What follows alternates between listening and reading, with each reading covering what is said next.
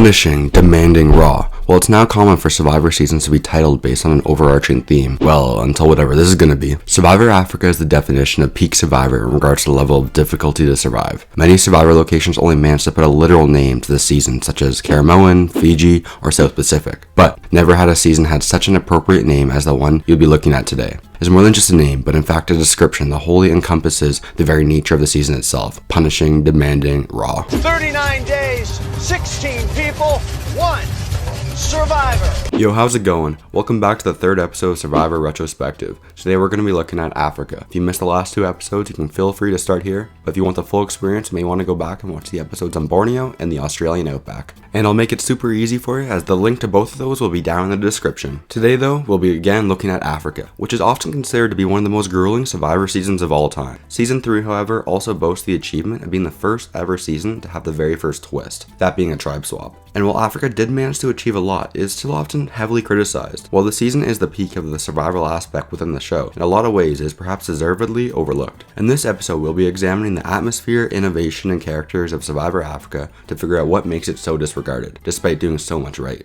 So anyways, let's get into it. Survivor Africa is without a doubt one of the most perplexing Survivor seasons of all time. So I think it would be appropriate to start the video by looking at the atmosphere. If the Australian Outback continued to make surviving more difficult for the contestants compared to Borneo, Africa takes the same strides, seeing how far you can push the human body both physically and mentally. And while these seasons serve as neighbors to the Outback, Africa finds its element of survival in a very literal sense. Africa is sinister and sets a very different feeling compared to the prior seasons, despite being similar. It needs to be noted that Africa aired in a post 9/11 world, and with that adds another layer. Maybe it wasn't the best timing to make the most dangerous season the show has ever done directly after the event, as the show is literally called Survivor. From a human point of view, we had this show called Survivor, and now we're literally talking about real survivors, people who've survived the worst thing that's ever happened. So there was a huge amount of sensitivity to us wondering, should we be on the air this season? How do we handle this? We don't want to be come across as anything that's disrespectful just due to our name. And how do you make a bunch of hoopla about a TV show at that point? So I think it was hard for everybody. And then there was a point, and I don't remember when it was, but there was a point where I felt the audience start to tell me when I would meet people on the street, we're glad the show's on. While the first two seasons rely on the conventional aspect of surviving on a beach to add to the sense of abandonment, Africa takes a much bigger responsibility for the castaways. In conventional seasons of Survivor, the survival aspect is based on building shelter, collecting supplies, and starting a fire. But that was just the tip of the iceberg in Survivor's third and most ambitious season yet. Where do we even start? Building a shelter this season wasn't just about having good sleeping conditions, as they needed to be protected by the animals and wildlife around them. The castaways were even responsible for building a barrier around them to not only keep themselves safe, but to keep production safe as well. Apparently, the castaways didn't build the fence good enough the first night, and Mark Burnett showed up to the camp and yelled at them because the castaways were putting the cameraman at risk. Like what? I honestly have no idea how this season was approved for how insane that sounds, but don't worry, as other ridiculous things went on during the season regarding building the atmosphere. Players had to stay up at night to stay safe from the wildlife, the waters they were drinking from, elephants were pooping in, they drank blood from a cow that was drained right in front of them. So although Survivor Africa does the best job of building atmosphere and location,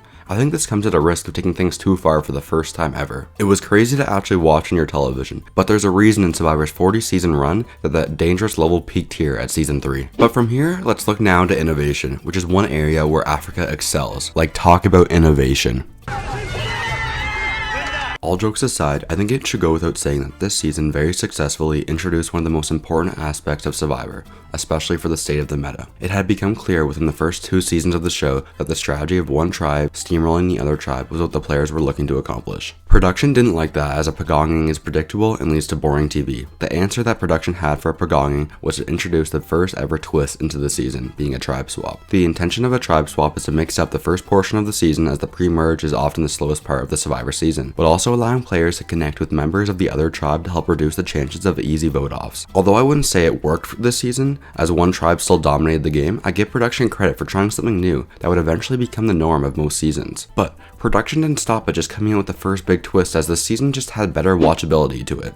Is that even a word? Okay, hear me out for a quick second. A lot of things that we take for granted today were actually introduced in this season that improves quality of life and makes the episodes flow at a more natural pace. See, Borneo didn't have a big enough budget, and the Australian Outback was still trying to find its legs, but we start to see in Survivor Africa that the pieces of a good flowing season with a compelling edit is beginning to come together. First, there was not as much downtime and dead space in the episodes, which is honestly one of the biggest complaints of the first 2 seasons. Again, improving off of season 2, the season continues the idea of it being better to show and not tell. It is important when telling a compelling story to show the viewer the experiences and the adventure, rather than the castaways telling us. Telling a concise story is important. As the editing was improving, the viewer had a greater understanding of why people were getting voted out each and every week. The season helps fix the issue that when going to tribal council, the viewer had no idea what the plan was and who was going to be voted out that night. The show was determined to help explain why someone was getting voted out, which I believe was critical for the show to continue to find success. See, the cool factor of abandoning 16 Americans to fend for themselves was not going to last forever,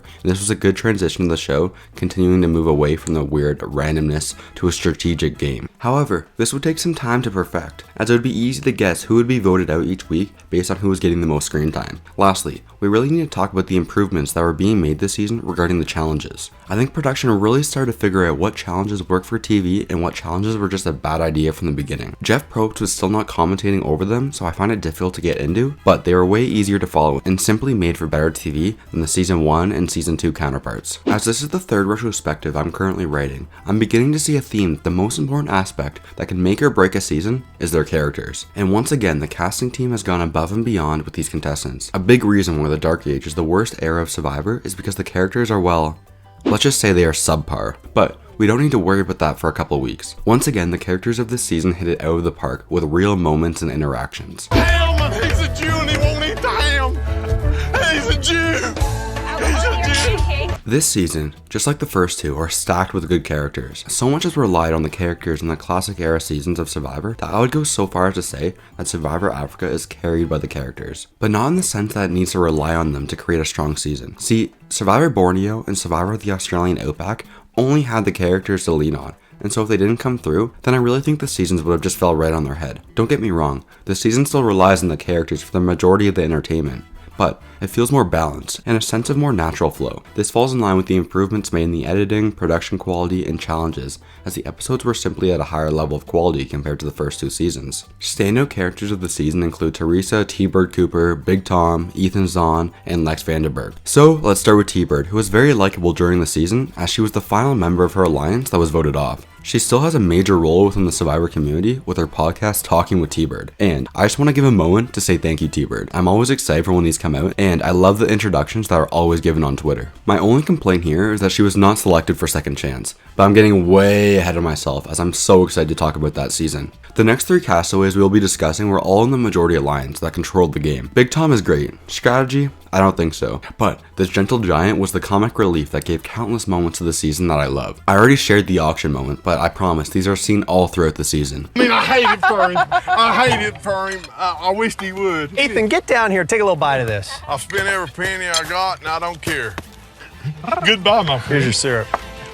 We hit the jackpot. Ethan Zahn, average Joe, amazing soccer player, great heart, astounding social game, boring Survivor player. Ethan played the winning game of Survivor Africa, but he didn't play the most strategic game, as that is reserved for the next person on our list. But what Ethan did was play a game of Survivor that allowed him to win. The laid-back style of play, when done correctly, is very successful strategically. Just like yesterday, here's another little cameo story that me and Ethan had during Winners at War. It's fun for me too, because I get to interact with the fans in real time. Okay, social media. Last time on Player, there was no social media.